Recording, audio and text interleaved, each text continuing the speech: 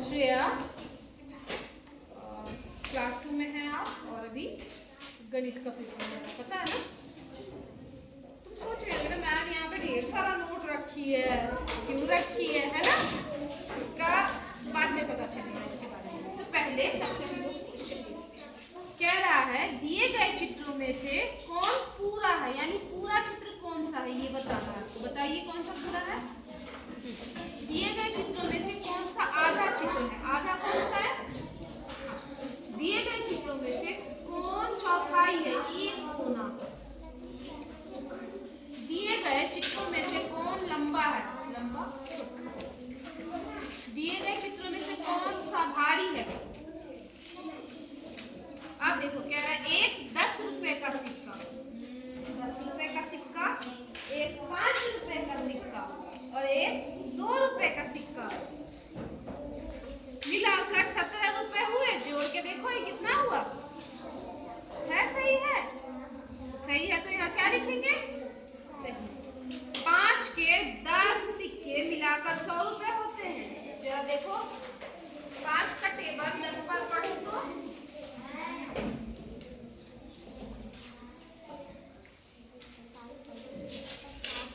5 का टेबल हमने 10 बार पढ़ा, कितना हुआ 50। या फिर 10 को 5 बार गुना करो या फिर 5 को 10 बार गुना करेंगे तो 50 रुपया होगा।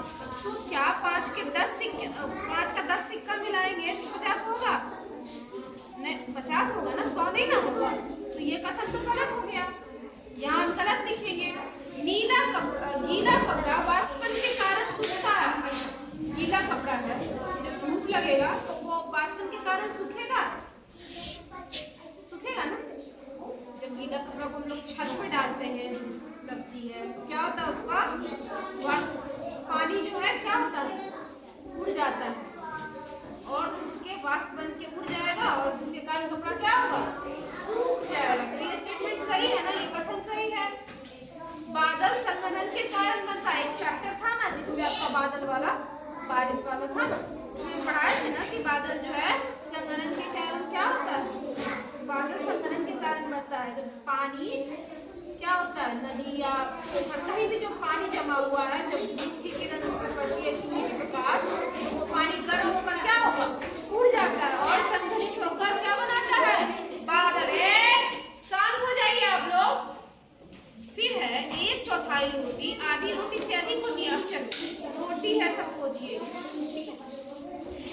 आधा बोले, इसको ऐसे किए तो रोटी, आधा रोटी बड़ा हुआ या ये रोटी बड़ा हुआ,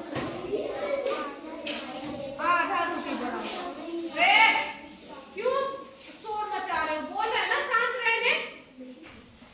चलिए नेक्स्ट क्वेश्चन है, मिलान करना है हमें।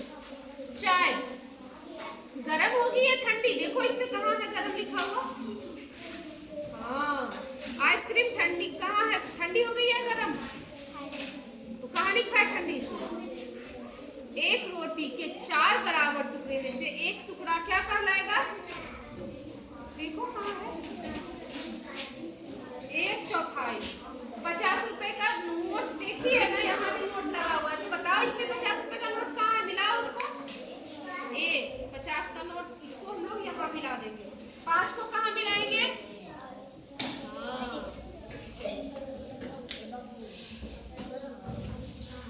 कितने का नोट है ये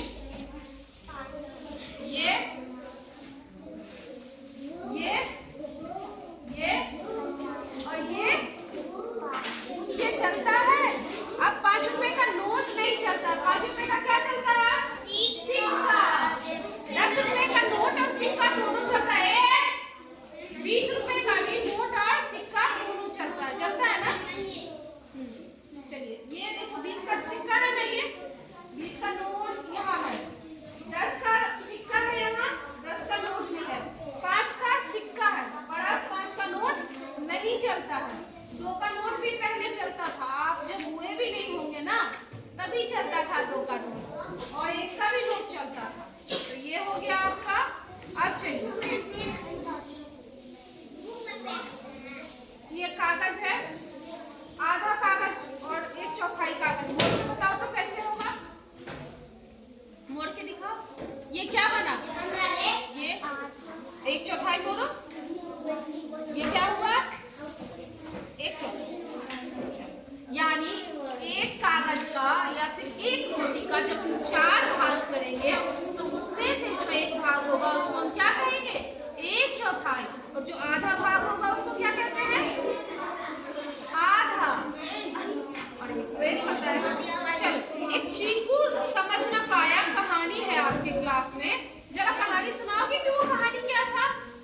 सुनाओ। अच्छा, खाना पका रही थी।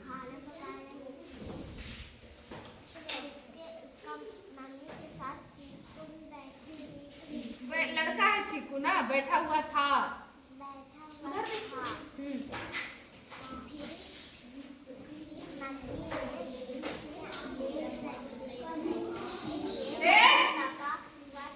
अच्छा, उसकी मम्मी थाली उठाई सब्जी देखने के लिए कि सब्जी पका है कि नहीं, तो क्या हुआ? किसमें से? थाली में से पानी गिरने लगा। अच्छा, भाप जो है वो क्या हुआ?